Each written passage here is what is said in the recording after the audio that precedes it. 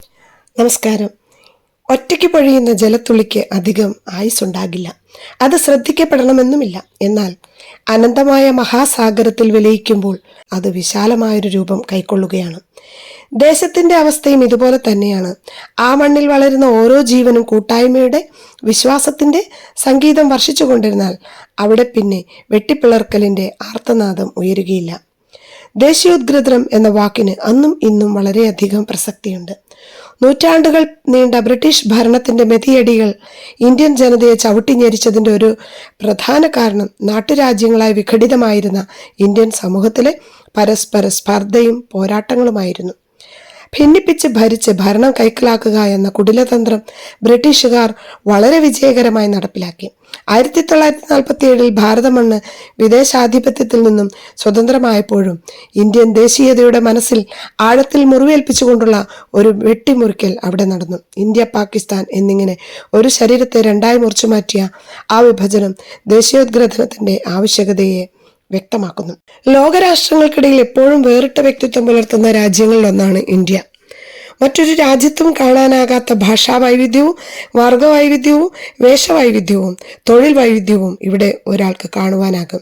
ജാതി, മത, ഭാഷ, വർഗ, വർണ്ണ ഭേദമന്യേ നാം ഏവരും ഇന്ത്യക്കാരാണെന്ന ഉത്തമ ബോധത്താൽ ഒരു കുടക്കീഴിൽ ശതകോടിയിലധികം ജനങ്ങൾ ഒത്തൊരുമിക്കുന്ന ഭാരതം അന്നും ഇന്നും എന്നും അത്ഭുതമാണ്.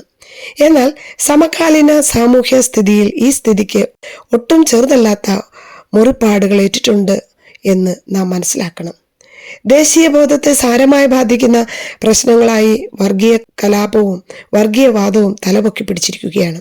ഒളിഞ്ഞും തെളിഞ്ഞും സമൂഹത്തിന്റെ വിവിധ തട്ടുകളിൽ വ്യത്യസ്ത വേഷങ്ങൾ ധരിച്ചാണ് ഇവന്റെ ആക്രമണം എന്നു മാത്രം. ഒരേ ഒരു ഇന്ത്യ, ഒരൊറ്റ ജനത എന്ന രാഷ്ട്രത്തിന്റെ അഖണ്ഡതയെ മുറിപ്പെടുത്തി ഭാഷയുടെയും പ്രവിശ്യകളുടെയും, എന്തിനേറെ കുടിവെള്ളത്തിനു വേണ്ടി പോലും പരസ്പരം കൊമ്പുകോർക്കുന്ന സ്ഥിതിവിശേഷം ഇവിടെ ഉടലെടുത്തു തുടങ്ങിയിട്ടുണ്ട്.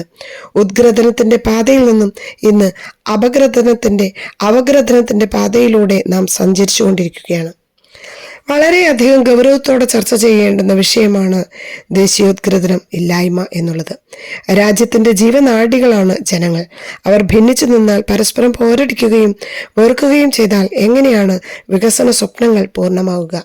ഇത്തരമൊരു സ്ഥിതിവിശേഷം തുടർന്നാൽ അത് സമസ്ത മേഖലകളിലും ക്ഷീണം ക്ഷണിച്ചു വരുത്തും. ഇന്ന് നാം നേരിടുന്ന പൊതുവായ പല പ്രശ്നങ്ങളും പരിഹരിക്കാൻ ദേശീയ ഐക്യത്തിലൂടെ സാധിക്കും. ഇന്ന് നാം നേരിടുന്ന ഒരുപാട് പ്രശ്നങ്ങൾക്ക് ഒരു ഉത്തരം നേടുമ്പോൾ മഹാത്മാഗാന്ധിജിയുടെ ഓർമ്മ തീക്ഷ്ണമാവുകയാണ്. രാജ്യത്തെ ഒരു ചരടിൽ കോർത്തിണക്കുവാൻ വേണ്ടി അദ്ദേഹം ചെയ്ത ത്യാഗങ്ങൾ ഇന്നും പ്രസക്തമാണ്. രാജ്യം നേരിടുന്ന ഊർജ പ്രതിസന്ധി, വർദ്ധിച്ചു വരുന്ന ജനസംഖ്യാ വർധനവ്, വർഗീയ ഭീഷണികൾ, തൊഴിലില്ലായ്മ, യുദ്ധങ്ങൾ, ഇവയെല്ലാം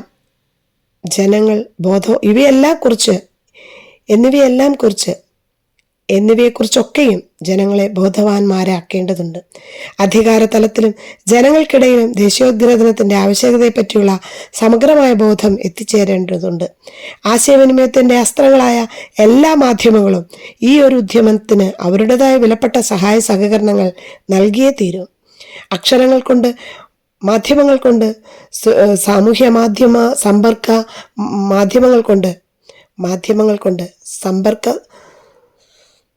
മാധ്യമങ്ങൾ വഴി ജനങ്ങളെ ഭിന്നിപ്പിക്കുകയല്ല, ഒരുമിപ്പിക്കുകയാണ് വേണ്ടത്. നമ്മുടെ സാംസ്കാരികമായ സമ്പന്നത കാത്തുസൂക്ഷിക്കേണ്ടത് ഒരു ഇന്ത്യക്കാരനെന്ന നിലയിൽ നാം ഓരോരുത്തരുടെയും ലക്ഷ്യമാണ്. എല്ലാ മതങ്ങളും ഒരേ ദൈവത്തിലേക്കുള്ള വിവിധ മാർഗങ്ങളാണെന്ന് തിരിച്ചറിഞ്ഞ പുണ്യാത്മാക്കളുടെ നാടാണിത്. രാജ്യത്തിന്റെ പരിമിതികൾ മനസ്സിലാക്കി അത് പരിഹരിക്കുവാൻ തന്നാൽ കഴിയുന്നത് ചെയ്യുക എന്നത് നമ്മുടെ കർത്തവ്യമാണ്. ഏതൊരു രാഷ്ട്രീയ പ്രവർത്തകനും ഓർത്തിരിക്കേണ്ടത് ഏതൊരു പാവപ്പെട്ടവനെയും മനസ്സിൽ കണ്ടുകൊണ്ട് വേണം തൻ്റെ ഓരോ പ്രവർത്തനത്തിനും ഇറങ്ങിത്തിരിക്കുക എന്നുള്ളതാണ്. പ്രിയപ്പെട്ടവരെ, ഒരു ചരടിൽ കോർത്ത പലവിധ പുഷ്പങ്ങൾ പോലെ, അത് നൽകുന്ന ഒരേ ഒരു സുഗന്ധം പോലെ, എല്ലാ മരങ്ങളുടെയും വ്യത്യസ്തമായ ഇലകൾ നൽകുന്ന പച്ച നിറം പോലെ, എല്ലാ മനുഷ്യൻ്റെയും ശരീരത്തിലൊഴുകുന്ന രക്തം ചുവപ്പാണെന്നതുപോലെ നമ്മിലെ വ്യത്യസ്തതകളെ മാറ്റി നിർത്തിക്കൊണ്ട് ഒരേ ഒരു ഇന്ത്യ, ഒരൊറ്റ ജനത എന്നുള്ള ആദർശം, ഒരു മഹത്തായ ആദർശം നാം സൂക്ഷിക്കേണ്ടതുണ്ട്. അപ്പോൾ പോകാൻ എനിക്കുണ്ട് ദൂരം, പേറാൻ എനിക്കുണ്ട് ഭാരം, പാടാൻ എനിക്കുണ്ട് ഗാനം, നേടാൻ എനിക്കുണ്ട് രാജ്യം എന്ന വലിയ സത്യത്തിലേക്ക് നടന്നെടുക്കുകയും ദേശീയോത്ഗ്രഥനം സാക്ഷാത്കൃതമാവുകയും ചെയ്യും. ഹൃദയം കൊണ്ട് രാജ്യത്തെ സ്നേഹിക്കുവാനും മനുഷ്യപക്ഷത്ത് അവരുടെ ക്ഷേമപ്രവർത്തനങ്ങളിൽ നിലനിൽക്കുവാനും ഓരോരുത്തർക്കും സാധിക്കുമ്പോൾ, സമ്പത്ത് ശേഖരിക്കുക വലിയ ലക്ഷ്യമായി കരുതാതെ സ്വാർത്ഥത ഹൃദയത്തിൽ സൂക്ഷിക്കാതിരിക്കുകയും ചെയ്യുമ്പോൾ സമാധാനവും ശാന്തിയും നിറഞ്ഞ ഒരു ലോകരാഷ്ട്രത്തിലേക്ക് നാം നടന്നെടുക്കുകയും ദേശീയത കൊണ്ട് സമ്പന്നമായ ഒരു രാഷ്ട്രമായി നമ്മുടെ രാജ്യം മാറുകയും ചെയ്യുമെന്നുള്ളതിന് യാതൊരു സംശയമില്ല. എന്നെ കേട്ട നിങ്ങളിൽ ആർക്കെങ്കിലും ദേശീയോദ്ഗ്രഥനത്തിന്റെ ഇലയുടെ പച്ചപ്പും ചോരയുടെ നിറവും വൈവിധ്യമാർന്ന പൂക്കളുടെ സുഗന്ധവുമാകുവാൻ സാധിച്ചാൽ ഞാൻ കൃതാർത്ഥയായി. നന്ദി, നമസ്കാരം.